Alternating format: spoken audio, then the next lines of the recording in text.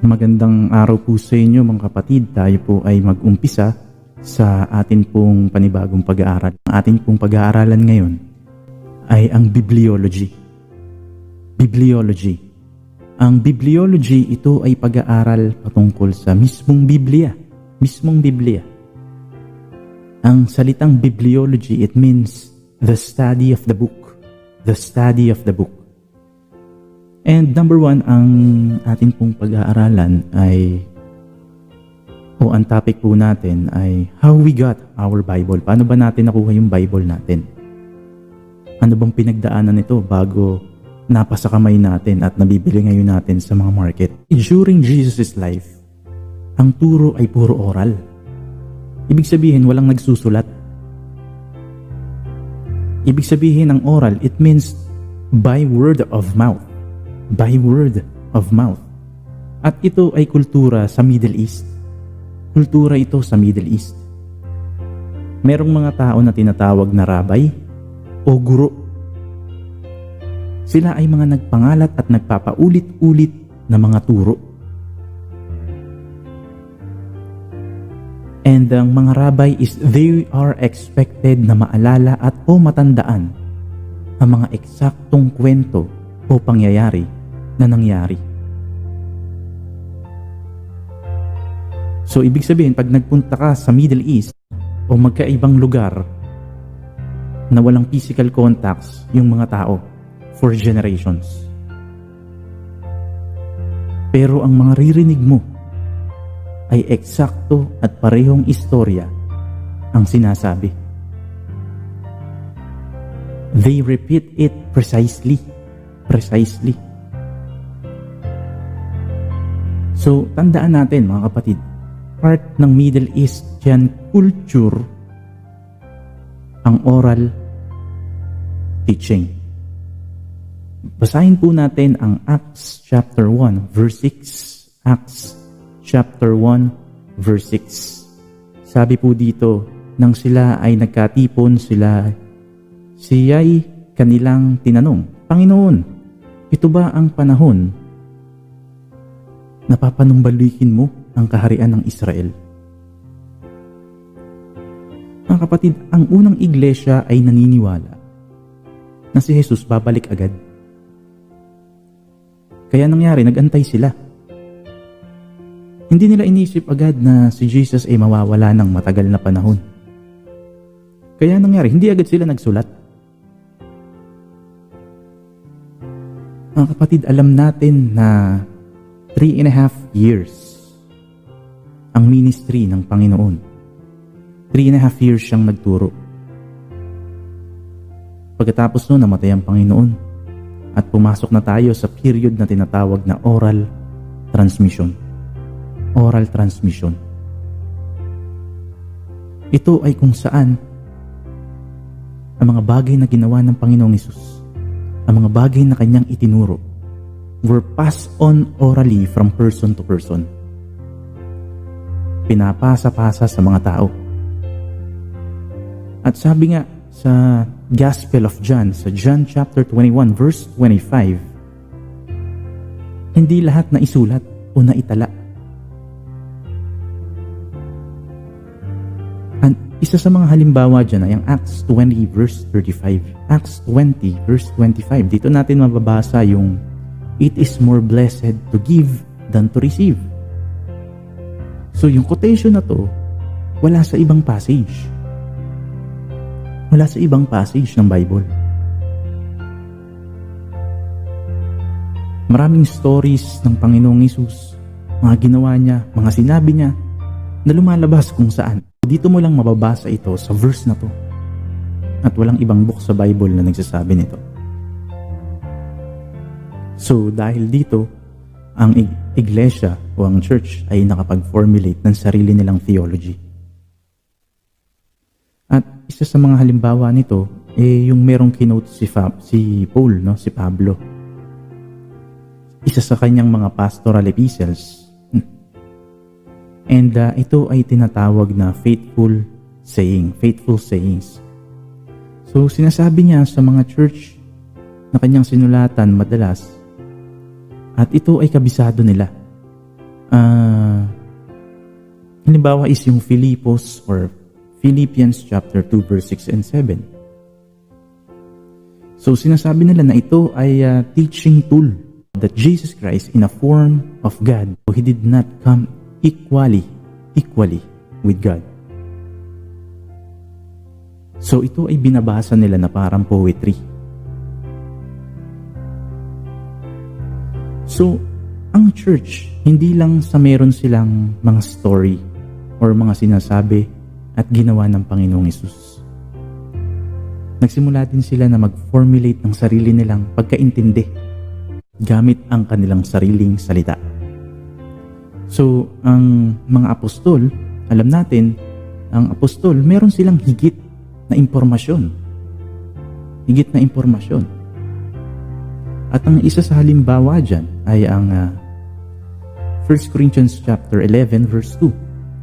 Ang sabi ni Paul sa English is, I don't have any traditions from Jesus about that, or about what to do in the situation, but here what I say should I do. So pinupuri ko kayo sapagkat lahat ng mga bagay ay naaalala nyo ako. Sa lahat ng mga bagay ay naaalala nyo ako. At pinananatili nyong matibay ang mga tradisyon na gaya ng ibinigay ko sa inyo. So, nagkaroon ng mga mixed information, stories of Jesus church staff formulating new information about the apostles. Ang tanong na lang is, how accurate all of this? How accurate all of this? Gaano to katugma? Ito ang isa sa mga tanong na dapat isipin ng lahat. Walang central database of this information or sentro ng pinanggagalingan ng mga impormasyon. Ang mga tao nagkikwento o nagsasabi ng mga pangyayari at hindi nagsusulat o isinusulat. So, the question is how they got it right. How do you know that they got it right? Paano mo nalaman na nakuha nila to ng tama? And how do you know that they didn't change it? And hindi nila to binago? Paano mo nalaman na hindi nila to binago? So, ang mga tanong na ito ay pumapaloob sa tanong na accuracy. Accuracy. Pagiging tugma. Sabi nila, during this period of oral transmission, nagkaroon na binago-bago na ang mensahe ng Panginoong Hesus. At isa daw sa mga nagbago nito ay si Pablo. Nang dumating daw si Pablo, binago niya lahat. Binago niya lahat. Pero sagutin natin yung tanong. Ano yung isa sa mga rason o mga ilang dahilan na pinaniniwalaan natin na nakuha nila ng tama at tugma at eksakto ang mga sulat ng Bagong Tipan o ng Biblia? Number 1 dyan is yung presence of eyewitnesses. Yung presensya ng mga nakasaksi o yung mga saksi, nakakita. Mabasa po natin ang verse na yan sa 1 Corinthians chapter 15 verse 6. Pagkatapos ay nagpakita siyang minsan sa mahigit na 500 kapatid na ang karamihan sa mga ito ay buhay pa hanggang ngayon, bagaman ang mga iba'y namatay na. After that, he appeared to more than 500 brethren at one time, most of whom remain until now, but some have fallen asleep. So maraming tao ang sumusunod sa Panginoong Hesus. At ito ay isang controlling factor. Ang sinasabi kasi nila, Jesus said, and then they made up something. No? O kaya naman they said, no, He never said that, o hindi yan sinabi ng Panginoon. Pangalawa pong rason na dahilan na pinaniniwalaan natin na nakuha nila ng tama at eksakto ang mga sulat sa Biblia is you have the promise of the Holy Spirit. You have the promise of the Holy Spirit. Yung pangakong Espiritu Santo sa John chapter 14 verse 26. John chapter 14 verse 26, ang sabi, subalit ang mga aliw, ang Espiritu Santo, nasusuguin ng Ama sa aking pangalan, siya ang magtuturo sa inyo ng lahat ng mga bagay at magpapaalala sa inyo ng lahat ng aking sinabi sa inyo. So, ito ang pangako sa 12 alagad o sa 11 alagad, the 11 disciples on the upper room, na kung saan God is going to supernaturally watch over their memories. Nagpapakita o nagpapaalala ang Diyos sa kanila sa pamamagitan ng Holy Spirit. Pinapaalala sa kanila ang mga turo, mga ginawa ng Panginoong Hesus sa kanilang mga isip. Ang banal na Espiritu ang tumutulong sa kanila na maalala ang mga bagay ng tama. Mga ginawa ng Panginoong Hesus at mga sinabi ng Panginoong Hesus sa kanila nung kasama pa nila ito.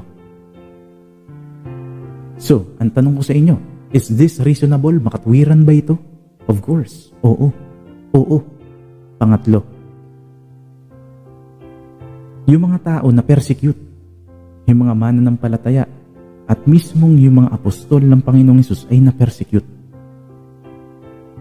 Pinag-uusig sila dahil sa kanilang pananampalataya. The people were getting persecuted for their faith. And mabilisan yan. Pretty quickly. So may mga tagapanguna, may mga leader ng iglesia na pinatay. At ang kanilang pinagtitipunan ay giniba. So na-persecute ang church. Pero hindi sila nagbago ng direksyon. Nagpatuloy sila. Dahil ito ang sinabi ng Panginoong Hesus. Ito ang ginawa ng Panginoong Hesus. So ibig sabihin, hindi sila gumawa ng ibang istorya, bagkus naging tapat sila as they inspired by the Holy Spirit to be able to recount what Jesus did. Recount what Jesus did. What Jesus did and said. So, aalalahanin nila, isinulat nila yung mga ginawa at sinabi ng Panginoong Hesus. At isa pa na pang-apat na dahilan, accurate ba ang church sa stage na to o sa pagkakataong ito? Akma na ba ang iglesia nung panahon na yun, nagkaroon ng persecution? Well, tayo may iba't ibang ideas and positions na tumutulak sa atin o nag-uudyok sa atin. At isa dito ay ang sinasabi nilang there is no supernatural or such thing as a supernatural o kakaibang pangyayari. Wala daw mirakulo, wala daw miraculous, or obviously pagdating sa gospel, hindi nila pinaniniwalaan na si Jesus ay lumakad sa tubig. Yun yung ibig kong sabihin, na walang supernatural and walang miraculous. At wala daw pagtigil ng bagyo na nangyari.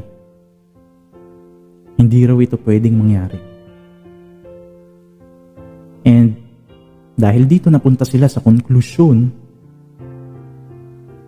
na ang mga kasulatan o ang scripture ng Biblia ay hindi tugma o accurate. It is not His text itself.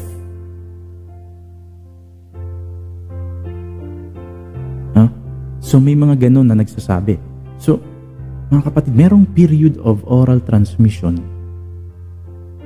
And hindi ko alam kung ang church ay nag-create o merong mga idinagdag. Pero sa palagay ko, merong may mas dahilan na sila ay tapat. Truthful sila sa abot ng kanilang makakaya. Tapat sila sa abot ng kanilang makakaya. Malaking part dito ang persecution, and eventually they decide to write the things down. Let's talk about yung gospel was being written. Ano ba yung unang nasulat? Ang Mark's Gospel ang unang nasulat kasi lumabas yan mga yearly 50s. At hindi ito nakakalayo pa sa oral transmission period. Nagsimula ang Gospel at ang mga New Testament writers nagsulat o nagsimulang sumulat. And ang authority ng mga documents are all bound up in the authority of the writers. So sa madaling salita, si Pablo ay sumulat ng kanyang letter o liham sa iglesia sa Roma. At tinanggap nila to. They accepted instantly as full authoritated. Ibig sabihin, walang tanong-tanong. Alam ng mga sinulatan ni Pablo na si Pablo ay apostol at na-recognize nila ito. O kinilala nila agad ito. May mga ibang sulat si Pablo at ang mga apostol at ang mga ito ay tinanggap naman agad. Ang Gospel of Mark halos dinikta ni Pedro yan . Ito ay may authority ni Pedro. Ibig sabihin, siya yung nasa likod ng sulat ng Book of Mark. Kaya ang Gospel of Mark ay tinanggap as authoritated kaagad. So dahil alam nila, halos si Pedro ang naglaman ng sulat na yan .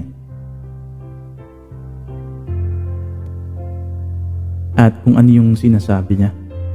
Ang sumunod is yung Matthew's Gospel. At ito naman ay inaccept nila din kaagad. Ang John's Gospel o yung sulat ni John the Beloved, medyo nagkaroon ng problema sa Gospel niya.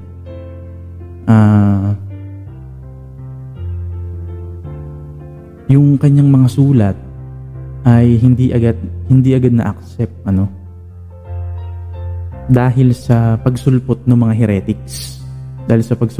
heretics. So may mga puntos na nais patunayan yung mga heretics. So dahil dito medyo nag-alangan tanggapin ang iglesia ang mga sulat ni John. Ibig sabihin, pumasok pa to sa issue ng canonicity, which is we talk about later on sa topic na to. Canonicity. Ang canonicity, ibig sabihin ito, dinidiscuss natin yung tungkol sa canonization.